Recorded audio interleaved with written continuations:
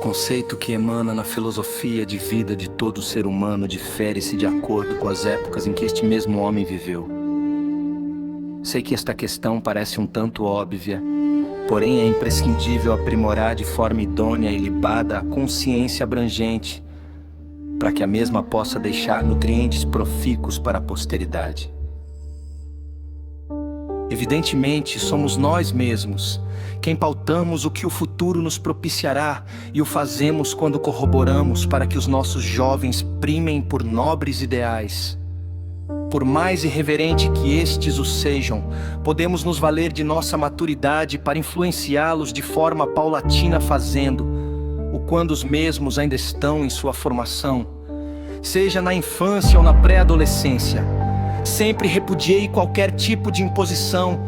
Ela sempre dirimiu qualquer possibilidade de um diálogo saudável e somente torna-se tolerável quando a vida, que é o bem maior, estiver ameaçada.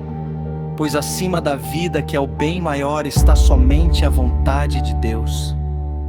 Pois esta foi, e sempre será soberana. O humanismo sempre foi o grande obstáculo, tornando-se o maior culpado das discrepâncias que adultera a raça humana de geração em geração. Pois sempre colocou o homem como centro, e num pragmatismo doentio este homem polariza sua egocêntrica e débil filosofia de vida, esquecendo como este mesmo homem é efêmero, inconsistente e volátil. Desde o grande movimento impetrado pela geração Baby Boomer, geração Woodstock, quanta discrepância não se tem vivenciado, e quantos efêmeros apologistas de filosofias que na sua época era reverberante, mas hoje, ao lermos sobre eles, percebemos que lutaram por seus exuberantes ideais. Nas suas psicodélicas filosofias acabaram deturpando gerações posteriores, e os mesmos realizadores em sua maioria morrem de forma patética. As sequelas daquilo que promulgaram criam fungos que adulteraram a hegemonia de gerações subsequentes. Muitos destes protagonistas tinham até mesmo algo sensato e suas lutas eram justas, mas infelizmente seus apologéticos discursos, de forma equivocada, faziam do grito de liberdade a egocêntrica e deturpada anarquia. E com isto sobrepujaram tão nobres ideais, e ainda que altruístas seus ideais germinassem nocivos efeitos colaterais, onde mentes em seus subconscientes de forma inconsciente abarcaram ao que era nocivo e preteriram propósitos tão sublimes que com o tempo converteram-se em ambíguos e remotos ideais. Evidentemente, seria uma incongruência ansiar com o retorno de culturas que marcaram épocas, até mesmo porque se trata de uma questão temporal, e evidentemente, dificilmente uma geração assimilaria na íntegra a cultura de uma geração posterior à sua. Mas existem princípios épicos que dão subsídio a paradigmas cuja essência transcende as questões filosóficas, porquanto se tornam atemporais.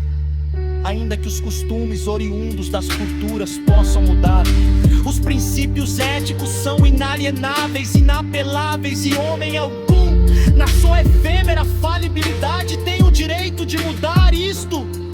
É imprescindível que a doutrina filosófica se destoe daquele que a implanta, pois, sendo o mesmo falho, nem ele mesmo é capaz de assimilá-la na sua íntegra.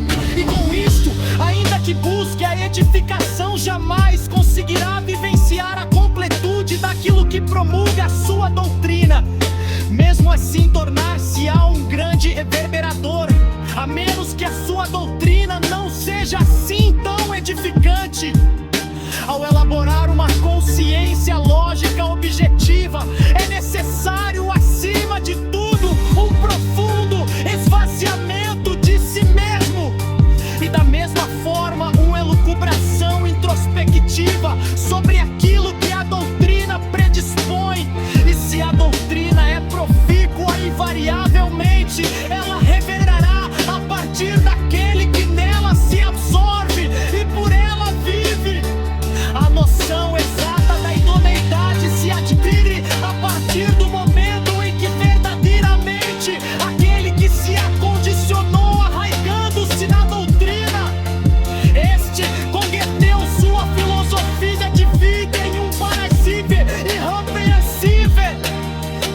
testemunho tornam-se um exemplo a se seguir, sem fundamentalismo ou mesmo eufemismos, mas apenas consolida a transparência que a sua doutrina predispõe.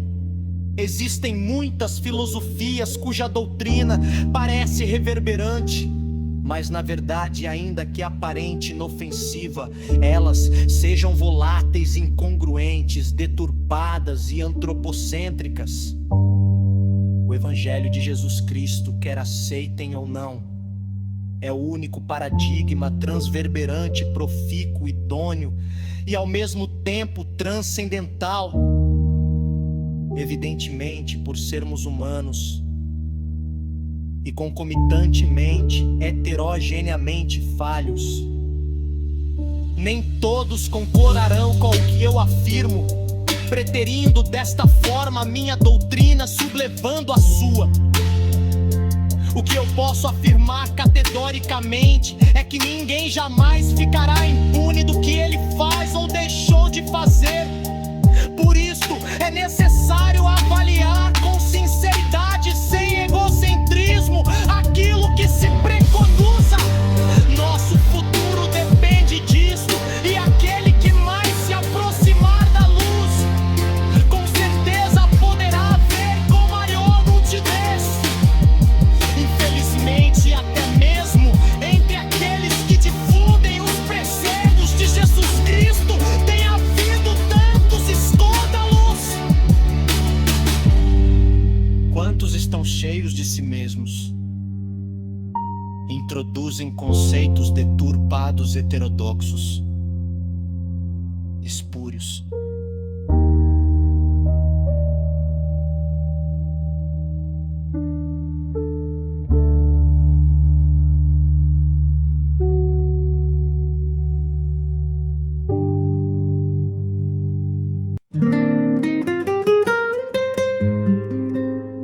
Mas a luz de Deus sempre brilhará iluminando mentes insatisfeitas com esta celeuma de doutrinas. E mesmo vivendo na atual conjuntura, busca a congruência ilíbada, atemporal que sempre permeou, superlativa e inerente à vontade de Deus.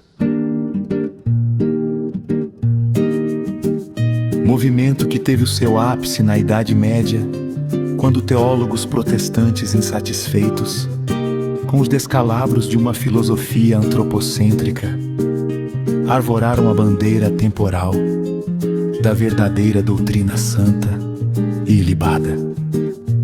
E vamos nós, neoprotestantes, trazendo a cultura contemporânea, mas no mundo da filosofia pensamos como aqueles que pagaram com a própria vida por ideais nobres e ilibados. E ainda que a inquisição abstrata deste mundo contemporâneo tente dirimir nossos conceitos, não calaremos as nossas vozes que acima de tudo visa reverberar a doutrina cristã evangélica.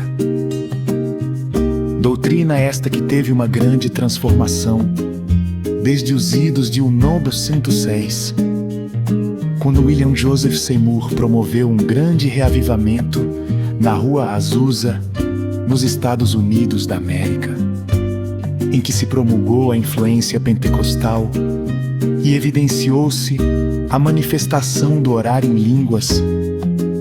Porém, com o passar dos anos vieram novas ideias, novas metodologias, e entre elas uma que tem às vezes mais confundido do que esclarecido.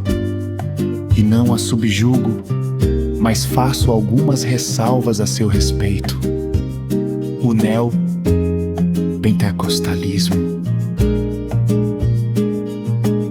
Tão conflitante como os ideais dos reformadores protestantes.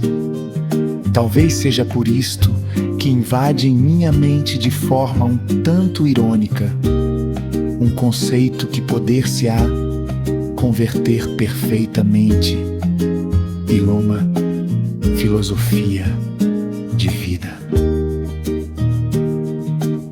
Palavra que não passa de apenas mais um neologismo, sem a veemência de impetrar um novo método, mas dependendo do testemunho fiel e uma intrínseca e genuína comunhão com Deus. Deixará de ser um hipotético neologismo para se converter em referência, e ou na contramão dos fatos, em comportamento antagônico, converter-se-á em mais uma infeliz aberração.